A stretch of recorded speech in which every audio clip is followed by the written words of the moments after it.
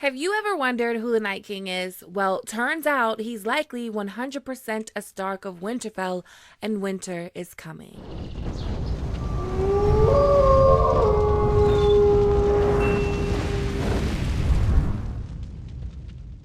Hello, my sweet summer children. I'm back with the juice to get you through the long night. This video is sponsored by Squarespace. If you need to build a website, go to www.squarespace.com/grayarea. The Night King left a gruesome message on the walls of the Last Hearth, and everyone has been trying to figure out what it means. And I think I have finally figured it out.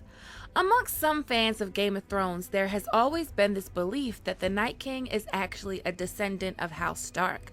House Stark is an ancient northern house. The blood of the First Men and the Kings of Winter run through the veins of the Starks of Winterfell. The Kings of Winter were what the Starks were called before the last King of Winter laid down his crown at the feet of Aegon the Conqueror on the banks of the Trident 300 years ago.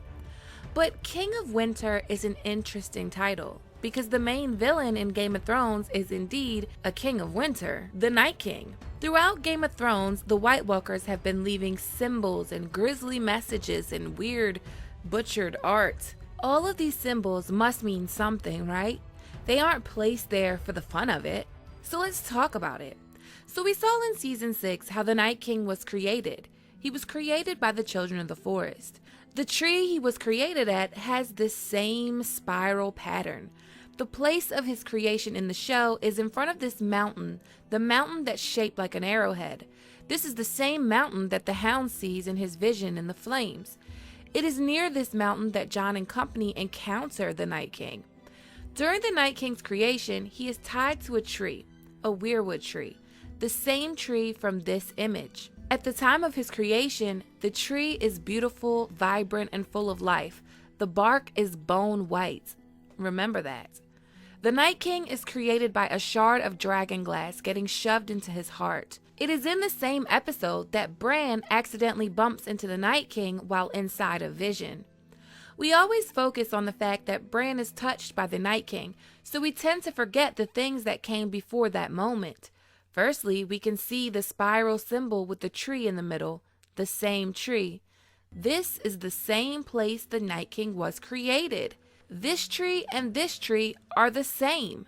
This is before he was created. This is after. But look at the front of the tree. Look at the tree itself. What was once so vibrant and full of life seems to have been drained of all its energy. It seems to have been depleted of all of its resources. The leaves are gone. Ice hangs on the branches. The bark is no longer white. It has turned black, like the very tree was corrupted with some dark magic. Whatever the children of the forest did to the Night King must have corrupted the very tree itself. This could likely be where they need to go to destroy the Night King. They may need to destroy this tree. This tree may be what he draws his powers from, and that's why it's turned black, because he's drained all the magic from it. This could be his house. He could live in a cave beneath this tree. Maybe Bran needs to kill him and trap his soul inside that very black tree. You may be thinking that, well, it's winter. Trees look like that in the winter. No, not Weirwoods. Weirwoods have full red leaves all through winter. The tree at Bloodraven's cave still has full red leaves, still looks healthy and vibrant. The heart tree at Winterfell, all full of red leaves right now, just as vibrantly red as it is on a summer day. But back to the Starks and the symbols. Now, the reason I bring up this creation is because the creation is a big hint at what the message the Night King left in the Last Hearth means and how it ties directly to House Stark. The message is one of mockery and also one of identity. We've seen all of the spirals and all of the symbols. We've seen them beyond the wall when the White Walkers attacked the men of the Night's Watch in episode 1, and at the Fist of the First Men. We've seen the symbols on the stone where Sam finds the dragon glass. on the stump where Ned Stark beheads the deserter of the Night's Watch, and in the cave on Dragonstone. The spiral symbol and all of the symbols that the Night King and the White Walkers leave are directly connected to the Children of the Forest. The Children of the Forest created the Night King, so the spiral is directly connected to the Night King's creation. The message that was left in the Last Hearth is another creation message, but this time D&D took it a step further and gave a huge clue on the identity of the Night King. The spiral is the same spiral that we see around the tree where the Night King was created. Yes, at the middle of that spiral where the Night King was created was the Weirwood the Night King was tied to. A dagger is shoved through his heart until his eyes turned blue. Now compare that to the scene with Ned Umber. Ned Umber is in the center of a spiral like the Night King was when he was created. Ned Umber is pierced through what looks like the heart or close enough to it. He's actually being held to the spiral by this dagger thing stuck into his body. And then, surprise, his eyes turn blue. Just like the Night King. It's very, very similar. It's so symbolic to the Night King's creation. But there's one huge clue that stands out to me. The White Walkers and the Night King could have chosen any person to use for their message, but the Night King specifically chose Ned Umber, the Lord of the castle. I think this was done purposely because the Night King wasn't just any man.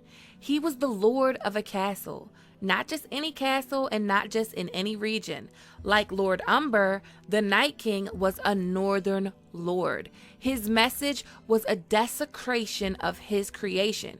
Joe Magician did a really good video on the symbols, and he was saying that the Night King hates the spirals because the spirals and the symbols are important to the children, so the Night King kind of desecrates them. He slaughters people and uses their body parts to make these spiritual symbols because he hates the Children of the Forest so much. And I agree with him, but I want to take that a step further. I think he's actually desecrating his own creation. Yes, he hates his creation and his creator, so he mocks it. I think he is mocking his creation while giving a hint at his identity. A northern lord. A lord of some castle. More specifically, the blood of the Starks and the ancient kings of winter. There is so much solid evidence that points to this belief that the Starks have blood of the White Walkers and the White Walkers have blood of the Starks. In the books, there is a character named Night's King, not to be confused with Night King. The Night's King was the 13th Lord Commander of the Night's Watch. He reigned at the Night Fort, the oldest castle on the wall. It was here that he found a woman, his corpse queen, his Night's Queen with icy white skin and blue eyes. The interesting thing about the Night's King from the Age of Heroes is that old Nan said that he is a Stark of Winterfell. Mayhaps his name is Brandon. So the legend of the Night's King definitely is reminiscent of the Night King from the show. Night's King was said to have been sacrificing children, and it was this that caused his brother Brandon the Breaker and Yorman, King Beyond the Wall, to join together to put him down. Does that sound familiar to you? A king of the north and a king beyond the wall banding together to defeat some kind of creepy icy person that's sacrificing to children. And there are plenty of other nods to the Night King being a Stark. LML has done a lot on this symbolism, the icy symbolism. Former Stark kings and lords have names like Brandon Ice Eyes and Edric Snowbeard. The sword of House Stark is called Ice. The home of House Stark is called Winterfell. Brandon Stark, Brandon the Builder, is said to have built an entire wall of ice. Their house words are winter is coming. Everything about the Starks is related to ice and cold, whereas everything about the Targaryens is related to fire. The Starks are to the White Walkers as the Targaryens are to their dragons. Unfortunately, the dragon remembers and the North doesn't. It is very likely that the Night King was a second son of Winterfell, given over to be converted into the Night King. It is also possible that the Starks of Winterfell had some kind of agreement with the White Walkers like Craster did, where they hand over their children in return for peace. Like a prince was promised to them every 1,000 years or something to that effect. Maybe it was every 500 years, I'm not sure, but the prince who was promised could totally mean that the White Walkers were promised a prince every so many years. And this is likely why there must always be a Stark in Winterfell. There must always be a Stark to assure the terms of the pact are met, because should the terms not be met, we end up in the shit we're in now. An army of the dead is marching on Winterfell. The terms of this pact wouldn't be something that would be publicly known. It would be information passed down from lord to lord, father to heir. The Starks have to have some connection with the White Walkers, some blood connection. There are all these stories about Bael the Bard, the Warg King, all those stories about how the Starks mingled their blood with wargs and wildlings. But in the very first chapter of Game of Thrones, Bran 1, we get an interesting quote from Bran about Old Nan. He remembered the hearth tales Old Nan told them. The wildlings were cruel men, she said, slavers and slayers and thieves. They consorted with giants and ghouls, stole girl children in the dead of the night, and drank blood from polished horns. And their women lay with the others in the long night to sire terrible half-human children. Did you catch that? Well, who are the wildlings? The wildlings are the first men, just like the Starks. They were just on the wrong side of the wall when it went up. You lot came along and just put up a big wall and said it was yours. My father was Ned Stark. I have the blood of the first men. My ancestors lived here, same as yours. So whatever Old Nan is saying about the wildlings, it actually just kind of applies to the Starks as well, because the wildlings are now how the first men were thousands of years ago, when the kings of winter were still kings of winter. Cruel men consorting with giants and ghouls, stealing children, and their women laying with others during the long night to sire terrible half-human children. When the true kings of winter walked Westeros, there is no telling what happened there. But something happened. The Starks are directly connected to the White Walkers and sacrificial children. The Night King is telling us this in his message. He's saying, I am a Stark. I am a northern lord. I hate who I am. I hate that I was made, and I want revenge for it. If you look at the crypts of Winterfell, the Stark custom is that all the Starks are to be buried in the crypts. The lords are given statues and iron swords are placed across their laps to keep vengeful spirits in their crypts. It is said by Old Nan that the White Walkers hate iron. This is another oddity. The White Walkers hate iron in Rise the Dead. And for some reason, the Stark Kings need to be held into their crypts with iron swords to keep them from rising from the dead. I mean, the evidence for this is just so clear. I just think it's so clear that the Night King has to be a Stark. But not only is he a Stark, the Night King's blood likely flows in the veins of the descendants of House Stark. Some people are of the belief that the symbol looks like the Targaryen sigil. And I agree, I do think the spiral symbol does look like the Targaryen sigil, especially when it's on fire. I do think it looks like that. But the Targaryens did not come to Westeros until like 300 years ago. These symbols are ancient, like Dawn Age, 8,000 years old. These symbols are the symbols of the children of the forest. So what could have likely happened is this. So firstly, when the Targaryens came to Westeros, they didn't have a sigil.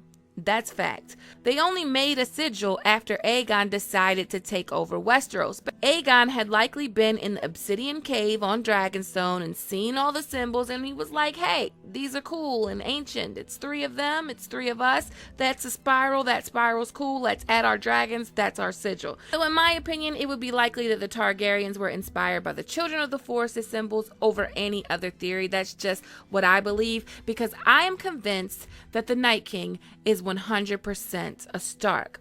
I would like to thank Squarespace for sponsoring this video. If you don't know what Squarespace is, it's an all-in-one platform that you can use to build your website. They have designer templates, 24-hour customer service. It's really easy, so if you're not good at computing and coding or whatever it is you do when you build a website, no worries, Squarespace does the hard part for you. Whether you need a domain, a website, an online store, make it with Squarespace. Head to squarespace.com for a free trial, and when you're ready to launch, go to squarespace.com/grayarea to save 10% off your first purchase. So what do you guys think?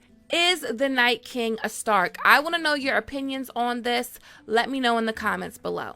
As always, thanks for watching. Thanks to everyone that supports me on Patreon. If you like this video, please give it a thumbs up. Please click that subscribe button, hit that notification bell, and join the Sweet Summer family. Okay, my sweet summer children, have a good day.